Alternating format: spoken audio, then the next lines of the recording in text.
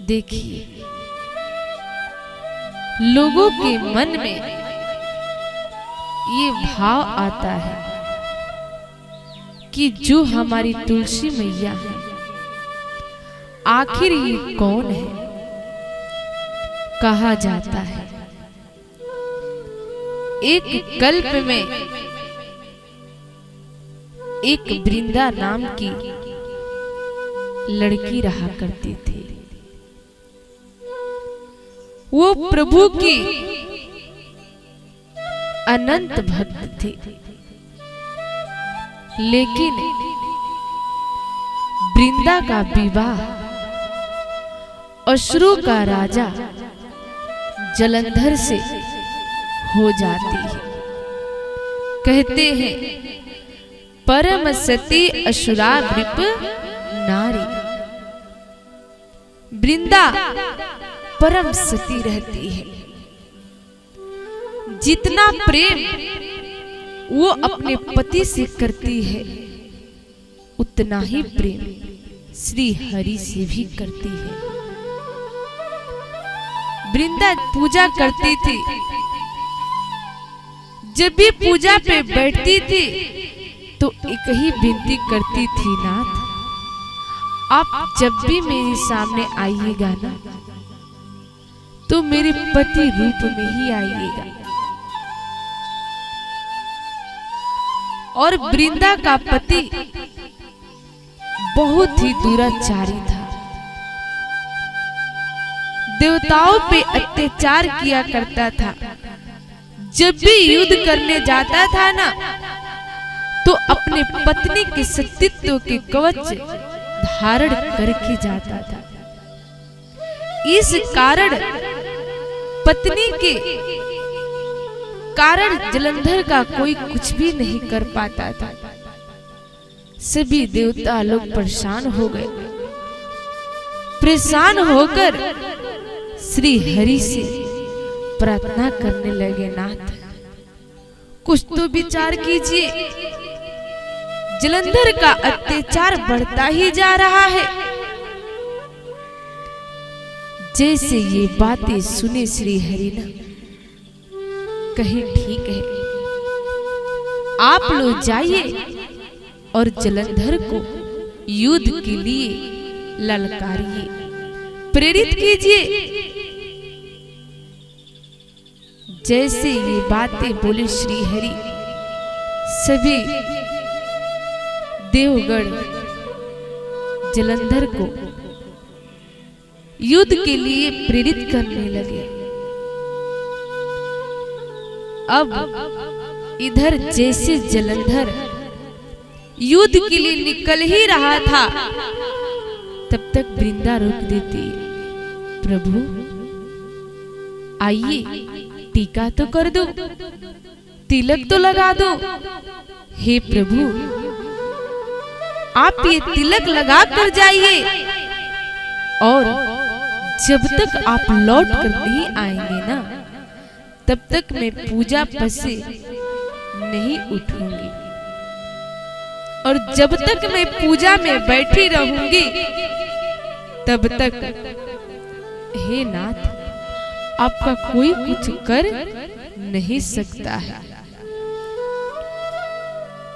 इतना बात कहकर वृंदा अपने पति को विदा कर देती है। स्वयं पूजा पे बैठ जाती है। जैसे जलंधर निकला युद्ध करने के लिए, जलंधर के जाते के साथ ही श्री हरि वृंदा के पति यानी जलंधर का स्वरूप धारण करके वृंदा के सम्मुख आ जाते हैं। जैसे श्री हरि वृंदा के सम्मुख आए, वृंदा पूजा पर से उठकर खड़ी हो गई। जैसे वृंदा खड़ी होती है तब तक वृंदा के पति के सर कटकर वृंदा के चरणों में आकर गिर जाता है। वृंदा सामने देखती है हमारे पति का स्वरूप मेरे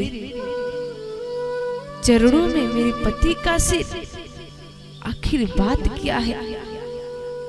वृंदा बोल पड़ती है, आप कौन है? जैसे ये बात वृंदा कहती है, आप कौन है? परम पिता परमेश्वर अपने चतुर्भुज रूप में आ जाते हैं। जैसे वृंदा देखती है हमारे श्री हरि, हमारे इष्ट देवता और हमसे ही छल, वृंदा वही विक्रोध में आ जाती है, कहती है प्रभु आपसे ये आशा नहीं थी, मैं आपकी भक्त हूँ, आपसे सदैव कहती थी आप मेरे पति स्वरूप में आइएगा, लेकिन कभी ये नहीं कही थी जिस समय मेरे पति घर पे न होना उसी वक्त आप आइएगा। हे प्रभु आपने मेरे साथ छल किया है ना, जाइए इसी वक्त आप पत्थर के हो जाइए। जैसे ये वृंदा कहती है जाइए इसी वक्त पत्थर की हो जाइए, सज्जनों तब श्री हरि का स्वरूप पत्थर का हो जाता है। सभी देवता में फिर से व्याकुलता बढ़ जाती है। जब श्री हरि ही नहीं रहेंगे तो अनर्थ हो जाएगा, सृष्टि का लालन पालन रुक जाएगा। सभी देवता लोग आते हैं वृंदा के पास और आकर निवेदन करने लगते हैं, विनती करने लगते हैं, हे देवी कृपा करके श्री हरि को पहले के भांति कर दीजिए। जैसे ये बातें सुनती है वृंदा, देवताओं की व्याकुलता देखती है, कहती है ठीक है। श्री हरि को पुनः उनके रूप में करके कहने लगती है, हे प्रभु जिस प्रकार से आपने मेरे साथ छल किया है ना, उसी भांति आपके भी साथ छल होगा।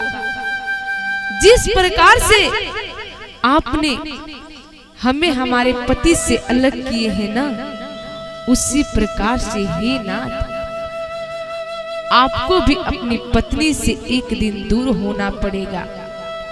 और तो और कोई नहीं, हमारे पति ही आपके पत्नी को चुरा कर लेकर जाएंगे। हे प्रभु इतना बड़ा छल किए आप। इतना कहकर वृंदा अपने दाहिने अंगुष्ठ से अग्नि को प्रज्वलित करती है और उसी में अपने आप को भस्म कर देती है। वृंदा जैसे अग्नि में अपने शरीर का त्याग कर दी,